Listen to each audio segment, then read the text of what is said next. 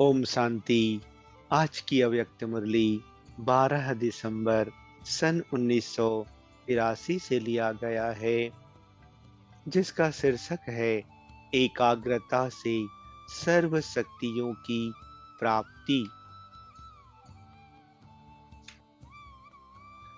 एकाग्रता के स्वाभ्यासी स्वराज्य अधिकारी श्रेष्ठ आत्माओं के प्रति बाप दादा बोले, आज सभी मिलन मनाने के एक ही शुद्ध संकल्प में स्थित हो ना। एक ही समय, एक ही संकल्प, यह एकाग्रता की शक्ति अति श्रेष्ठ है। यह संगठन की एक संकल्प की एकाग्रता की शक्ति जो चाहे वह कर सकती है। जहाँ एकाग्रता की शक्ति है, वहाँ सर्व शक्तियाँ साथ हैं। इसलिए एकाग्रता ही सहज सफलता की चाबी है। एक श्रेष्ठ आत्मा के एकाग्रता की शक्ति भी कमाल कर दिखा सकती है। तो जहाँ अनेक श्रेष्ठ आत्माओं के एकाग्रता की शक्ति संगठित रूप में है, वह क्या नहीं कर सकते। जहाँ एकाग्रता होगी, वहाँ श्रेष्ठता और स्पष्टता स्वतः होगी। किसी भी नवीनता की इन्वेंशन के लिए एकाग्रता की आवश्यकता है। चाहे लौकिक दुनिया की इन्वेंशन हो, चाहे आध्यात्मिक इन्वेंशन हो, एकाग्रता अर्थात एक ही संकल्प में टिक जाना, एक ही लगन में मगन हो जाना। एकाग्रता अनेक तरफ का भटकाना सहज ही छुड़ा देती है। जितना समय एकाग्रता की स्थिति में स्थित होंगे, उतना समय देह और देह की दुनिया सहज भूली हुई होगी, क्योंकि उस समय के लिए संसार ही वह होता है जिसमें ही मगन होते हैं। ऐसे एकाग्रता की शक्ति के अनुभवी हो। एकाग्रता की शक्ति से किसी भी आत्मा का मैसेज उस आत्मा तक पहुंचा सकते हो। किसी भी आत्मा का आह्वान कर सकते हो। किसी भी आत्मा की आवाज को कैच कर सकते हो। किसी भी आत्मा को दूर बैठे सहयोग दे सकते हो। वह एकाग्रता जानते हो ना, सिवाय एक बाप के और कोई भी संकल्प ना हो। एक बाप में सारे संसार की सर्व प्राप्तियों की अनुभूति हो। एक ही एक हो। पुरुषार्थ द्वारा एकाग्र बनना यह अलग स्टेज है, लेकिन एकाग्रता में स्थित हो जाना, वह स्थिति इतनी शक्तिशाली है। ऐसी श्रेष्ठ स्थिति का एक संकल्प भी बाप समान का बहुत अनुभव कराता है। अभी इस रूहानी शक्ति का प्रयोग करके देखो। इस पे एकांत का साधन आवश्यक है। अभ्यास होने से लास्ट में चारों ओर हंगामा होते हुए भी आप सभी एक के अंत में खो गए, तो हंगामे के बीच भी एकांत का अनुभव करेंगे। लेकिन ऐसा अभ्यास बहुत समय से चाहिए, तब ही चारों ओर के अनेक प्रकार के हंगामे होते हुए भी आप अपने को एकांतवासी अनुभव करेंगे। वर्तमान समय ऐसे गुप्त शक्तियों द्वारा अनुभवी मूर्त बनना अति आवश्यक है। आप सभी अभी भी अपने को बहुत बिजी समझते हो, लेकिन अभी फिर भी बहुत फ्री हो। आगे चल और बिजी होते जाएंगे। इसलिए ऐसे भिन्न भिन्न प्रकार के स्व अभ्यास, स्व साधना अभी कर सकते हो। चलते फिरते स्व प्रति जितना भी समय मिले अभ्यास में सफल करते जाओ। दिन प्रतिदिन वातावरण प्रमाण इमरजेंसी केसेस ज्यादा आएंगे। अभी तो आराम से दवाई कर रहे हो, फिर तो इमरजेंसी केसेस में समय और शक्तियां थोड़े समय में ज्यादा केसेस करने पड़ेंगे। जब चैलेंज करते हो कि अविनाशी निरोगी बनने की एक ही विश्व की हॉस्पिटल है, तो चारों ओर के रोगी कहाँ जाएंगे? इमरजेंसी केसेस की लाइन होगी।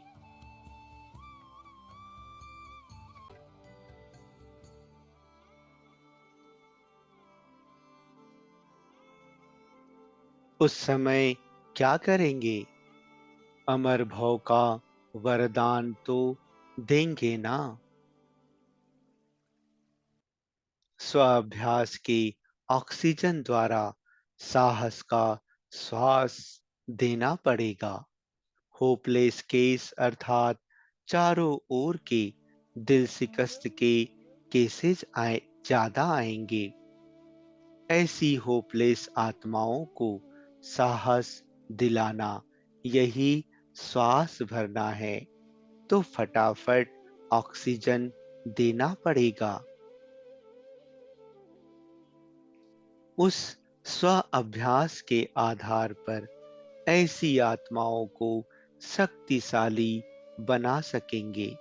इसलिए फुर्सत नहीं है, यह नहीं कहो। फुर्सत है तो अभी है, फिर आगे नहीं होगी। जैसे लोगों को कहते हो फुर्सत मिलेगी नहीं, लेकिन फुर्सत करनी पड़ेगी। समय मिलेगा नहीं, लेकिन समय निकालना है, ऐसे कहते हो ना। तो स्व अभ्यास के लिए भी समय मिले तो करेंगे, नहीं समय निकालना पड़ेगा। स्थापना के आदिकाल से एक विशेष विधि चलती आ रही है। कौन सी? फूरी फूरी तालाब अर्थात बूंद बूंद से तालाब। तो समय के लिए भी यही विधि है। जो समय मिले अभ्यास करते करते सर्व अभ्यास स्वरूप सागर बन जाएंगे। सेकंड मिले वह भी अभ्यास के लिए जमा करते जाओ। सेकंड सेकंड करते कितना हो जाएगा? इकट्ठा करो तो आधा घंटा भी बन जाएगा। चलते फिरते के अभ्यासी बनो। जैसे चात्रक एक एक बूंद के प्यासे होते हैं, ऐसे स्व अभ्यासी छात्रक एक एक सेकंड अभ्यास में लगाए तो अभ्यास स्वरूप बन ही जाएंगे। स्व अभ्यास में अलबेले मत बनो, क्योंकि अंत में विशेष शक्तियों के अभ्यास की आवश्यकता है। उसी प्रैक्टिकल पेपर्स द्वारा ही नंबर मिलने हैं। इसलिए फर्स्ट डिवीजन लेने के लिए स्व अभ्यास को फास्ट करो। उसमें भी एकाग्रता के शक्ति की विशेष प्रैक्टिस करते रहो। हंगामा हो और आप एकाग्र हो। साइलेंस के स्थान और परिस्थिति में एकाग्र होना, यह तो साधारण बात है, लेकिन चारों प्रकार की हलचल के बीच एक के अंत में खो जाओ, अर्थात एकांतवासी हो जाओ। एकांतवासी हो, एकाग्र स्थिति में स्थित हो जाओ। यह है महारथियों का महान पुरुषार्थ। नए नए बच्चों के लिए तो बहुत सहज साधन है। एक ही बात याद करो और एक ही बात सभी को सुनाओ। तो एक बात याद करना व सुनाना मुश्किल तो नहीं है ना। बहुत बातें तो भूल जाते हो, लेकिन एक बात तो नहीं भूलेगी ना। एक बात से बेड़ा पार हो जाएगा। एक की याद में रहो, एक ही की महिमा करते रहो, एक के ही गीत गाते रहो और एक का ही परिचय देते रहो। यह तो सहज है ना कि यह भी मुश्किल है। जहाँ एक है वहाँ एक रस स्थिति स्वतः बन जाती है, और चाहिए ही क्या, एक रस स्थिति ही चाहिए ना। तो बस एक शब्द याद रखो, एक का गीत गाना है, एक को याद करना है। कितना सहज है। नए नए बच्चों के लिए सहज शॉर्टकट रास्ता बता रहे हैं, तो जल्दी पहुंच जाएंगे, यही चाहते हो ना। आए पीछे हैं, लेकिन जावें आगे, तो यही शॉर्टकट रास्ता है। इससे चलो तो आगे पहुंच जाएंगे। माताओं को तो सब बातों में सहज चाहिए ना, क्योंकि बहुत थकी हुई हैं जन्म जन्म की, तो सहज चाहिए। कितने भटके हो, 63 जन्मों में कितने भटके हो, तो भटकी हुई आत्माओं को सहज मार्ग चाहिए। सहज मार्ग अपनाने से मंजिल पर पहुंच ही जाएंगे। समझा? अच्छा। नए भी बैठे हैं और महारथी भी बैठे हैं। दोनों सामने हैं। सबसे ज्यादा समीप गुजरात है ना। समीप के साथ सहयोगी भी गुजरात वाले हैं। सहयोग में गुजरात का नंबर राजस्थान से आगे है। आबू राजस्थान है। वैसे राजस्थान नजदीक है ना। राजस्थान के राजे भी जागें तो कमाल करेंगे। अभी गुप्त हैं, फिर प्रत्यक्ष हो जाएंगे। गुजरात का जन्म कैसे हुआ, पता है, गुजरात को पहले सहयोग दिया गया।